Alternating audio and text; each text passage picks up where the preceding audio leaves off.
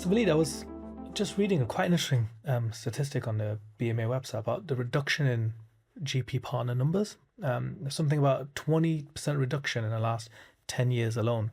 It did make me think, reducing numbers of GP partners, they need to do obviously quite a lot of work, as we know and we've experienced. But really, what is the skill set that makes a GP partner really good? So I'd like to hear from you in terms of the top three skills that a good GP partner should have. This is obviously very biased towards my view, and ironically, I'd probably after this ask you to give your perspective on this as well. So you have different ideas of what a GP partner should be. I have seen practices where there's no such thing as a salary doctor, where basically everyone that works there is a partner. So the traditional model is if you work in primary care, you're a partner because you care, you're involved, and you take ownership and responsibility. And then because of flexible working, because of lifestyle, commitments, everything else, a lot of people haven't been able to or haven't felt able to commit to that.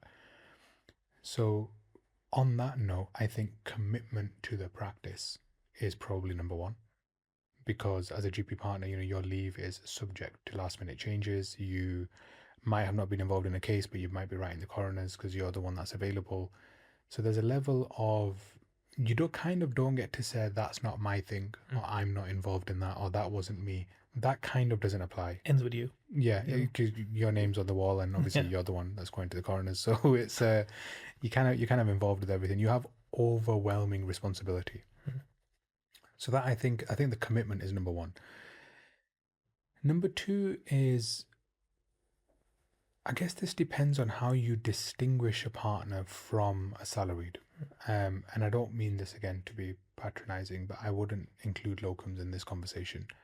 I think there's a clear-cut difference in what a salary does compared to a locum. And that's both a reason for why people don't want to be salaried and why people would prefer to be locum. So the question is, what transitions somebody from salary to partnership? Because on one hand, in an ideal scenario, it'd just be probation period and making sure it's a right fit for both of you. But let's pretend a salaried wants to be a partner and there's a partnership space available, but there's one space financially and decision-wise, but there's two people applying. How do you select what distinguishes a salary from a partner? That's my second criteria. Is a salaried move to a partner, is it a lateral transition? I view it as a vertical transition. So to me, it's not good enough to be salaried and do nothing different and become partner. That to me is flawed. Then just stay salaried. Why would you add another decision maker and another person to? You don't need lots of cooks. When you're making a broth, you don't want to spoil what you're making. So I think that's one. What is the transition from salaried to partner or locum to partner? And how is it clear for your practice? Because for me, that's going to be very operations, it's going to be very CQC, income generation, being a trainer. There's going to be like lots of things that are like minimum standards for you to become a partner in my version of a partnership, on my understanding. And the third, I think, is competence. And we don't really talk about competence anymore. So, in the days of locuming, if you had a CCT and you had indemnity, you were good enough to be a locum. You just needed bums on seats. In the world of salaried, somebody turning up to work and not calling in sick is a fantastic salary doctor. And I don't mean that again to be patronizing, but it's just people just turning up is good, and then people not being dangerous is good. When I think of partnership, I think of excellence. So I've already said motivation, commitment, reliability, and what distinguishes them from salaried. I guess the third one is really pioneering. So as an example, I've worked in practices and I have been a partner in a practice where I have looked at colleagues and been like, I wonder what this person's doing. And unsurprisingly, I'm not still there. So, that stuff like that doesn't last. Whereas now I'm in a practice, as an example, where we've got somebody that's got 30 years of experience of local knowledge, and they very much have the working memory and they know how to navigate things in the area and with the staff and everything else. And then we've got a partner who's incredibly innovative and very open to change and practical about facilitating change. So then if you bring an idea, you've got an idea person, and then you've got somebody that facilitates that idea being implemented. And then you've got the person that knows all the reasons why it might not work and how you could make it. So like it's a very good team. So that's probably my third one. So some form of exceptionalism or competence. And does that exceptionalism conflict with what is already in place, or does it complement? That's the ideal scenario. The ideal scenario is you've got a working team, you've got a piece of the jigsaw that's missing. This person is that missing piece of the jigsaw. They don't step on anyone's toes. Otherwise, you're going to be recalibrating what people do, and people tend to not like that.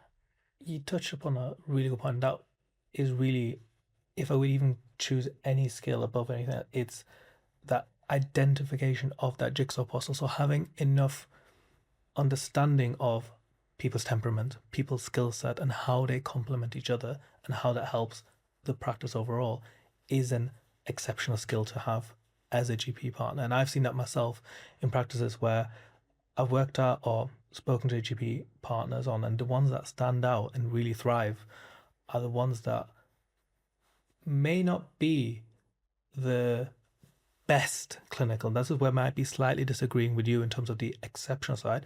May not be the best person to say, I can do this the best way, but they understand I can put these people in the right position so they are actually working to the best capacity. So I'm a big football fan. Might be out myself as a United fan. People might like it, or the viewership will go down.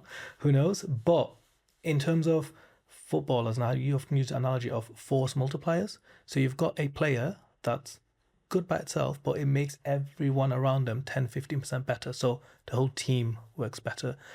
And that's the skill that I would want to see. I see often in really good or excellent GP partners. Hope that makes sense. Yeah, absolutely. It really echoes. The competence thing I mentioned wasn't about clinical, because to me, your salaried GP has the clinical competence, which is why they're an employee. I mean, so like, for example, the colleagues, like I give you the example of Nabil, who works with me now. So he's like an expert in creating content, in making it patient savvy, in understanding how to present information to patients. So that sort of patient experience journey, and how to facilitate changes to reflect that, and how to make information reflect that, and creating new message templates, and what's going to work, what's not going to work, like that aspect, because he's already a trainer, he's already a really solid doctor, he's already an educator. Like that's almost given. Like that, like I think if those things were in place, we wouldn't even be having the conversation. It's about what's above and beyond that. So like that's what I mean about having something very, very specific. Because if somebody just does like the basics, like you said, identifying gaps, working well in a team, that's the talent, isn't it?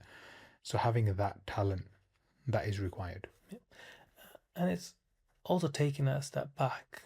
And I'm thinking, I put myself in the shoes of newly qualified GP that wants to, is either putting off by GP being partnership, or actually wants to become a GP partner. And there's pros and cons to either, which A may be down to your personal commitment, because people might like the title of a GP partner but don't really understand what comes with it. It's not just actually I'm doing my clinical work and that's it, because then you can just become a locum and a salaried, and it might suit different personality traits a lot better. What I'm wondering about is how general public of GP trainees, how they get to gain that insight. Because I was fortunate enough to have GP partners at a surgery that were very open and proactive around that, but that's not the kind of norm for everyone from when I speak to colleagues, etc. So how would a GP trainee, for example, gain that insight if they needed to? So I think on average they won't. Which isn't probably what they want to hear. The reality is you were a very good trainee, and I don't think it's any secret that they wanted to keep you when you finish your training. They wanted you to stay on, and that would have played some role in how open and honest they were with you. If you have a trainee and you know there's no way you're going to offer them a job, and you know there's no chance of them sticking around, I don't think you'd be discussing intimate details of your partnership with them. Practically speaking, it goes well beyond the role of a supervisor. Your supervising role is to help them get through their training program and for them to be employable. I would argue it's the training program's responsibility to give them a realistic insight into partnership. And the really good trainees, who typically are the ones where their partners will give them lots of insight and maybe even offer them jobs. And we've actually had emails from partners at other surgeries saying, I've had this trainee, we just don't have the finances to recruit this person, but they're a really good doctor and I would strongly recommend them. And if anybody is looking for someone, please consider this person. People go out of their way to advocate for talented people, generally speaking. So I think if you get stuck in, you work hard, you show commitment. For example, I've had so many trainees that tell me early on in their training, hate working in the UK. I'm going to go abroad as soon as I can. I'm going to do A, B, C to get these letters after my name, and then my job is to go to Canada. Yeah. Automatically, I'm you're less off. inclined. You're less inclined Yeah. to support, because you're eventually, as a GP partner, you're looking at, are they fit for my surgery? Are they fit for anyone else? And as soon as you hear that, they're shooting themselves in the foot. Yeah. Almost. And obviously, you're going to do what you need to do in terms of being their supervisor. Yeah. But I'm not going to stay an hour behind surgery when I don't have to give you life lessons. And I'm not going to do that. It's not a part of my role, and you're a bad investment.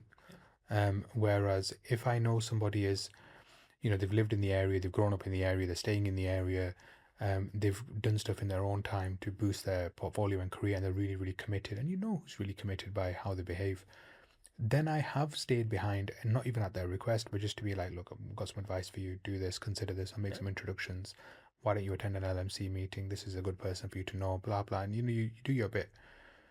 So that's my general bit. I have had training program directors sort of reach out to me and say, can you do an update session on finances, partnerships, understanding accounts, what it means? And those trainees have always said, wow, we've never had a session like this. And it's usually towards the end of their third year of training. And I'm like, which I think is very late. Yeah. I mean, the fact that they've had one at all is something to be commended, because half the time they haven't. Yeah. But I do think there should be a more integrated finance, management, operations aspect to the training, and it should start from the very beginning. It's almost like you're taught some of the clinical skills because that's all there is to the role, which is why in a separate video I've mentioned to you, I feel like we're just producing locums. And because they haven't got any other skill besides dealing with relatively simple problems. And, you can't take them to do training, supervision, or anything else. So, yeah, I think it's a training fault. I think it's a training flaw. And realistically, I've said this to you, offline before, I think the training needs to be longer. I think it should be longer. I think in the current job market, they wouldn't mind either, for some guaranteed income over a longer period of time. But finishing with some accredited specialty interest, having, I don't know, maybe even a year where they have half clinical, half management, and really so that they want to all be partners by the time they're finished, which was the historical model. I've got so many thoughts about this. No, 100%. And it's interesting because I just think do the basics right. And one of the things you said is, it essentially alluded to the fact is open communication about what your plans are.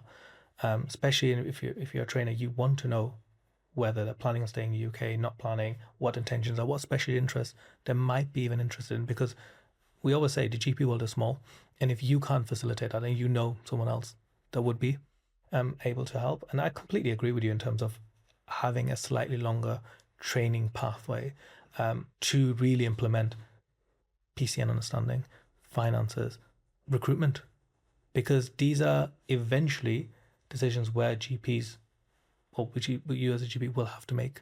And if you don't have any foundation, how will you learn? Besides potentially potentially being exposed and maybe making those mistakes, which is what we were alluding to in the other videos about difficult recruiting in roles, skill matrix, understanding what the gap is to then purposefully recruit rather than, oh yeah, there's someone there, let's put them in, and then it's an afterthought of what they can do who's appraising them, who's reviewing the work. Yeah. So just to summarize a little bit what we talked about, we both have actually had really good experiences and really good examples of what makes a good GP partner. So I would like to be devil's advocate, and let's flip it around. What makes a bad GP partner? Again, incredibly biased by my experience, right? That's what usually makes for good combo, isn't it? Yeah, so I think a lot of partners that I've met where I've had a negative experience has been typically partners who think they know best, Mm-hmm. where they feel like they have figured it all out to some degree. And so the idea of something new or novel, they almost view you as like immature, or they view you as like inexperienced. And so you can't really ever have a meaningful conversation about change. And I also find their focus is incredibly clinical. So they will view a partner as basically being like, I don't know, the most knowledgeable person about diabetes in the practice. And actually, the way things have moved on, probably my nurse or my pharmacist is the most knowledgeable person about diabetes when it comes to treatment and technicalities. They're the ones doing the diplomas, they're the ones doing the accredited course, and they're the ones with the up-to-date information. You know, I literally had a conversation about insulin with someone the other day, and I referenced an insulin formulation that's no longer in the market. Mm. And they were like, "That's been discontinued about 2 years ago." And I was like, "That's because Thank you for that. That's because I don't initiate insulin." So, and in keeping with that, they usually have lots of out of date mentality. And the biggest issue for me, as someone that's very change focused, they're just your biggest blockers to change. Anything you mention, you're going to hear about the negative, which actually is useful. They're going to actively block you. I just find it so painful. And often I find that personality also very quite harsh towards other staff members. You know, usually can be quite vocal, can be quite aggressive, sometimes not very pleasant. So I find partners that are humble are very easy to get on with. People that are willing to take on feedback are usually very easy to get on with, and they also usually know how to give feedback. Whereas you've got a significant cohort of partners that don't respond well to criticism. They can take criticism, they can give it but not take it. They're resistant to change. They don't want to hear new concepts, and unfortunately, that's a common occurrence where even having convo with them feels like a political dialogue, where you're literally like, how do I avoid hurting their feeling when I say this? How do I avoid? And you just step in on eggshells the whole time. How to avoid a conflict here unnecessarily. And I'm trying to have a meaningful conversation. So ego is a big issue with some partners. Very interesting. What about yourself? My thoughts, again, I always go back to the basics in terms of reliability, communication, and support. So flipping that around, the bad traits are if people tend to go missing. In another video, we were talking about certain generations of GPs having a previous experience of what general practice was like, where there might have been time in the day to go golfing, or actually there might be time to do a home visit on a patient that may not need it. So they're still taking that into what is now quite a busy primary care world, and may go missing for a couple of hours and no one can get hold of them. So that is something that I think it's a complete no-no, and actually really decreases the value your team is getting from you as a partner and in a leadership position. And that then has a knock-on effect. Do they trust your decisions? Are you able to, if you even wanted to make changes, are you able to buy in with your team if they don't see you as a support when they might really need it? So that's the way I see it. Obviously echoing what you said, but that's another avenue that I've seen firsthand that can really disrupt one person, can really disrupt the whole dynamic within a practice. So Walid, we talked about a little bit in detail about what makes a good partner, what makes a bad partner, and some of the skills around it. Now, we see in the media, unfortunately, partnerships and practices. There are a number of them that are failing. The question is, why is that? I mean, it's multifactorial, isn't it? So you're not going to have just one reason. But when partnerships fail, they fail from different angles. So either you've got regulatory failure, which is the CQC is upset with you, which probably means you got special measures or you got requires improvement multiple times, and now they're taking the contract off you. So let's touch on that for a second. So that'll be a lack of planning and a lack of organization. And you tend to see certain patterns, and I really don't want to overgeneralize, but you tend to find very small practices that don't have scalable resources, don't have a lot of external oversight, fall into that category. Ironically, they're also the ones that offer excellent continuity and sometimes are very, very good. But I'm just talking, some people don't do very well without external support. And then you've got corporations that run surgeries who try to deliver at-scale solutions and therefore don't personalize things. Often they miss things, and some of their practices, fall foul of the CQC. You've then got pure financial mismanagement. So you've got where you've got a practice and the finances have been left to a particular person. You hear horror stories about people running away with money. Yeah. I've heard that a few times.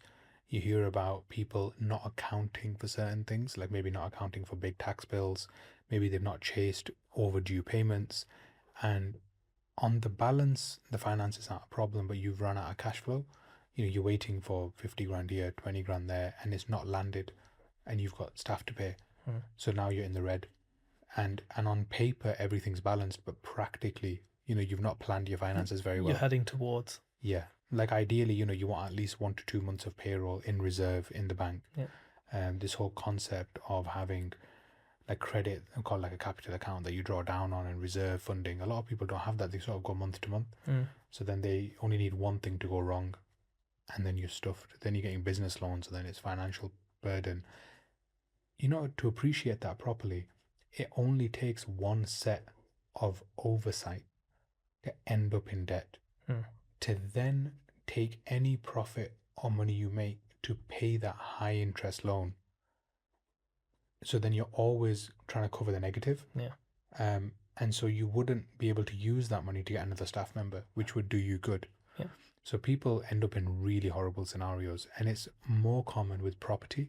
So people will buy into a practice, they've not done their due diligence, they haven't learnt about whether the property is owned or leased or what the renegotiation terms are.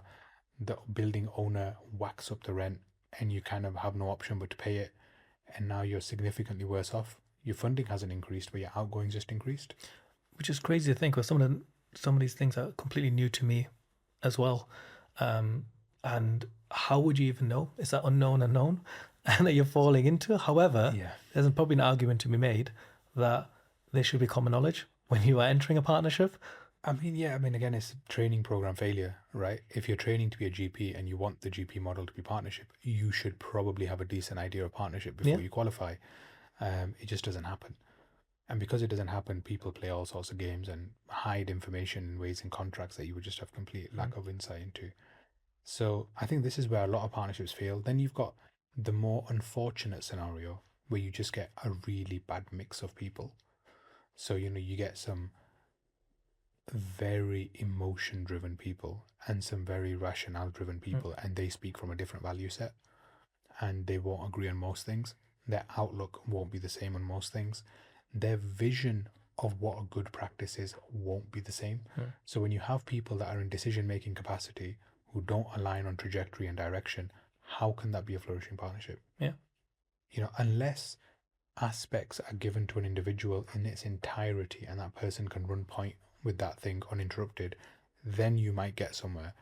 But if you work in a partnership where you need unanimous decision making, and there's quite a few of you, you get partners where there's 5, 6, 7 partners at a time, and if you need unanimous decision making from 7 people and no one's allowed to be absent, and you work from a different value set, some of you believe face to face is the only way an appointment can be delivered, and some of you believe every appointment should be with a GP, and others believe that you ultimately need a stratified system where you need to make the best use of your resources. One's approaching it ethically and one's approaching it very business wise, operationally.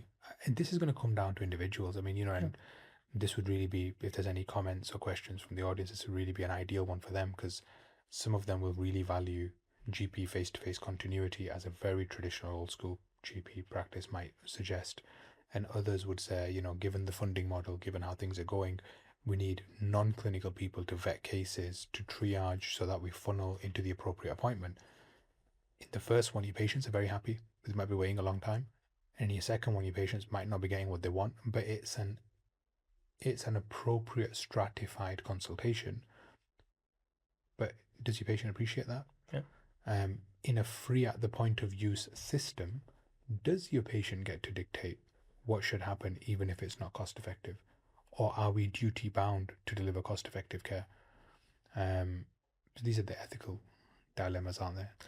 It is. And there's so many variables. It's about the different personalities within the partnership. Then it's also your demographic that you're serving. We know that GP practices are located all over the country, and the patients have different demands. And I think that would actually be a really helpful second video that we can almost get once we get the comments in, to see what are the GPs or people's opinions on that. So Valid, we talked about a couple of things here. We talked about what makes a good partner, what makes a less efficient partner, let's put it that way. And really what I can imagine if I was listening to this back would be me as an individual. How do I get into a partnership, and how can I prepare myself for a partnership? So there's no rule book for this, but What a shame. Yeah, absolutely. Maybe we could write one. Yeah. So I think being very transparent with people about your goal for partnership. Most partners, in my experience, will tell you if there's scope. Some of them follow like a pecking order, and they'll say, there's 2 people ahead of you in the queue, which I really, really dislike, but it is what it is. That's how some people do it. Some people will tell you, yeah, the scope, we're actively looking, here's the terms. Some people will actively tell you there's no possibility of partnership, there's zero scope, but you can have pay increases, and what's your real motivation for being a partner? Because you could be a lead GP and earn very well and not be a partner. So, understanding that is good. But I think having open and honest, transparent conversation with people, getting them to promise you partnership in writing if they have said it's available, is central. There's a lot of people that will verbally make you promises about the whole world, and then they'll string you along for years. Good old carrot. Yeah, good old carrot method. So, get your stuff in writing is key. Be ready for what you're asking for in the modern healthcare space. So the traditional being salaried, being a partner, doing nothing different probably won't fly. And most partners, probably with those kind of partners who retire, will probably not replace them, because the model is designed for those people to provide less value now. So I think, we both did the PED course, the Professional Educational Development course, which was NHS England subsidised, and it was incredibly useful. It taught us about change theory, motivational models, Maslow's hierarchy, some educational principles. It took us through finances, accounting, partnership structure, a bit of legal, a bit of contract. So stuff like that. I'm sure there are courses that focus on finances in primary care. There will be courses that focus on gearing up for partnership. There's always some sort of local incentive scheme. So when I was freshly CCT'd, there was what were they called now? The fellowships. They kind of disappeared, and I believe they're making an entry back. They're making someone, because I'm the same. So I was just about to say the fellowships were probably, looking back at it, some of the most valuable experience I've made as a GP, and really essentially accelerated my development. They are coming back in certain areas, but they're also essentially disguised in terms of different courses. So there's, I believe, I have no affiliation with them, but like a practice course going that's based on a PED course that's offered in Manchester, for example, which is really helpful. But go on. Yeah, so I think doing courses like that, or there will always be schemes like this, and they're going to be very nationally incentivized. So if they want to surge in partners, stuff like this becomes available. The fact that the partnership percentages have decreased and the fellowships are becoming harder to do makes me think they're not going to make it easy. But these sort of courses, if they're not very expensive, and if you could go do something similar to a PED course that covers the topics that I mentioned, and it's not very expensive, it's a really good investment. It's a good investment, not from what you can put on your CV, but what talking points you would have when dealing with the practice. And as when I talk to clients, often from a commercial perspective, you can tell how many of the things you're mentioning they are hearing or considering for the first time. And that shows you nobody in the team is addressing this topic. And you want to become that person that has this insight that provides this oversight. Insight that provides that oversight. I might coin that, it's catchy. Fine. But Even that. yeah, so that's probably my 2 pence on it. Yeah. My thoughts on this is, and this is where a bit of self-preservation, a bit of your forward thinking as a GP, or as for yourself really comes in, is understanding the practice. If there's a partnership opportunity available, first of all, like you said, but understanding what value you can add and also what aligns with your interests. So, for example, the practice may not have or may have someone retiring that is an educator. It seems quite reasonable if you have an education focus to do a clinical supervisor course. It's something that you enjoy, adds to a portfolio, but also you are already addressing a gap there.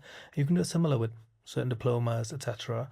And with that, so that's my advice: is understanding your environment and understanding how you're adding to that. Because, like I mentioned at the beginning, the really good and exceptional GP partners are really good at identifying jigsaw pieces, and you want to be that jigsaw piece. So they have no other choice than to say, yes, we've got maybe 2-3 people that want this partnership, but you fulfill the education side. You actually have done some leadership, and you've also maybe led on a certain project in terms of QOF or CQC help, and you're already making yourself more valuable without even expressing it directly.